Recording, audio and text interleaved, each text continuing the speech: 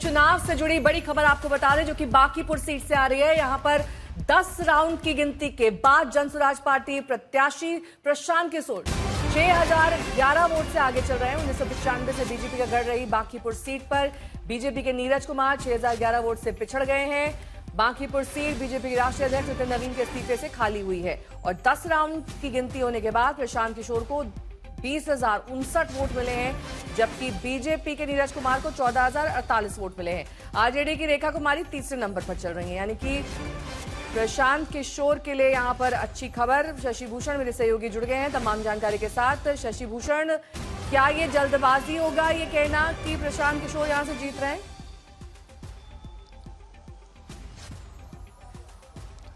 और देखिए, जब तक हार और जीत का फैसला नहीं होता नेहा, तब तक तो इसका ऐलान नहीं किया जा सकता। मतलब हम नहीं कह सकते हैं, लेकिन जो शुरुआती रुझान है, और शुरुआती ही नहीं, अब तो लगभग समझिए कि आधा काउंटिंग लगभग पूरा होने को है। क्योंकि हम इसलिए कह रहे हैं क्योंकि आधिकारिक आंकड़े भले ही 10 राउंड की गिनती के आ रहे हों, जिसमें प्रशांत किशोर के पास कुल 6011 वोट की बढ़त है, लेकिन जो अनऑफिशियल सोर्सेज से हमें जानकारी मिल रही है 14 राउंड की गिनती पूरी हो चुकी है, जिसमें प्रशांत किशोर के पास 11,000 से ज्यादा वोटों की बढ़त है। और ये बढ़त बहुत बड़ी बढ़त है विधानसभा चुनाव के लिहाज से। और उस बाई इलेक्शन में नेहा, जिसमें केवल 34% से थोड़ा ज्यादा वोटिंग हुई हो, तो बीजेपी के नेता भी अब ये मान रहे होंगे कि उनके हाथ से शायद बाजी निकल रही है।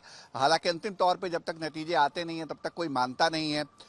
लेकिन हाँ, प्रशांत किशोर, जनसुराज, उनकी पार्टी के नेताओं, कार्यकर्ताओं और जो समर्थक हैं उनके लिए, और खासतौर पे वो लोग जो बांकीपुर में कहीं ना कहीं भारतीय जनता पार्टी के उम्मीदवार के साथ अपना समर्थन नहीं जता रहे थे, बल्कि प्रशांत किशोर के साथ खड़े थे, क्योंकि इतनी बड़ी संख्या में लोगों ने उनको वोट करी है ताकि वो इतने बढ़त के साथ अभी हैं। तो हम इस बिना पे कह सकते हैं कि ये वाकई उनके लिए एक अच्छी खबर है। और जश्न का माहौल भी है जनसुराज पार्टी में, प्रशांत किशोर के समर्थकों में। प्रशांत किशोर ने 2-3 मुद्दों पर चुनाव लड़ा इस बिहार में, इस सीट पे। पहली बात जो उनकी तरफ से थी वो ये कि बीजेपी के कुछ नेताओं ने ये कहा कि बांकीपुर उनकी परंपरागत सीट है और यहाँ वो अगर कुत्ते बिल्ली को भी चुनाव लड़ा दें तो वो जीत जाए। तो ये बयान कहीं ना कहीं जो आया, उस बयान को उन्होंने केंद्र में बना कर रख करके, और एक वोटर्स का सेल्फ रिस्पेक्ट जो होता है उसको कहीं ना कहीं हिट करने की कोशिश की। ये बताने की, बार बार वो चुनावी जनसभाओं में, छोटी नुक्कड़ सभाओं में कहते थे कि बीजेपी ने एक ऐसे उम्मीदवार को टिकट दिया है, और बीजेपी के बड़े नेता ये कहते हैं कि हम तो किसी को टिकट दे देंगे तो वो चुनाव जीत जाएंगे बांकीपुर में। तो यानी आपके लिए तो कोई बात उन्होंने छोड़ी ही नहीं, पहली बात ये।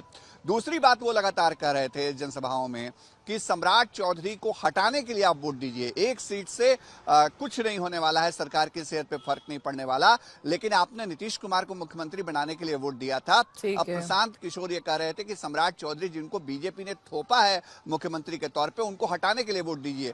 तो आप समझ लीजिए कि जब नतीजे आएंगे उनके पक्ष में, तो प्रशांत किशोर आगे कितने आक्रामक होने वाले हैं, इसका अंदाजा लगा सकती हैं। ठीक है, बहुत बहुत शुक्रिया। नजर बनाए रखिए, लौटेंगे आपके पास जानकारी के लिए।